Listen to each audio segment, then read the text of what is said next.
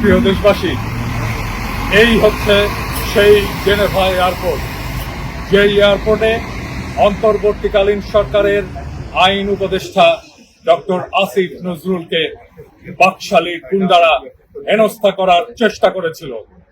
আমরা আজকে আবার ঠিক একই জায়গায় হাজির হয়েছি। এই সেই জায়গা, ডিপ্লোম্যাটিক গাড়িগুলো যেখানে এসে পার্কিং করে, এইখান থেকেই হেঁটে আসিফ নজরুল সামনের দরজা দিয়ে এয়ারপোর্টে ঢুকতে যাচ্ছিল, আর বাকশালী গুন্ডারা তার পথ অবরোধ করে তাকে হেনস্থা করার চেষ্টা করে।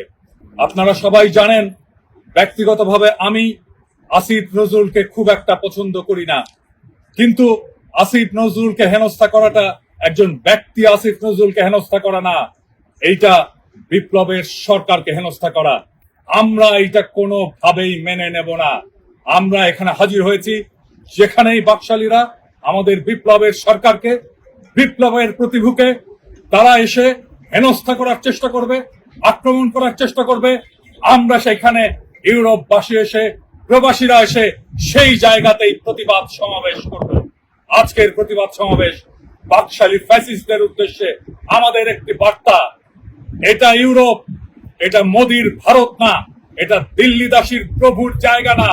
এই ইউরোপ বিশ্বযুদ্ধ করেছে ফ্যাসিস্টদের সাথে লড়াই করার জন্য। এই ইউরোপে ফ্যাসিস্টদের কোনো জায়গা নেই। যেখানেই ফ্যাসিস্ট বাকশালীরা আসবে সেখানেই প্রতিরোধ হবে। এইখানে আমরা প্রতিরোধ শুরু করলাম।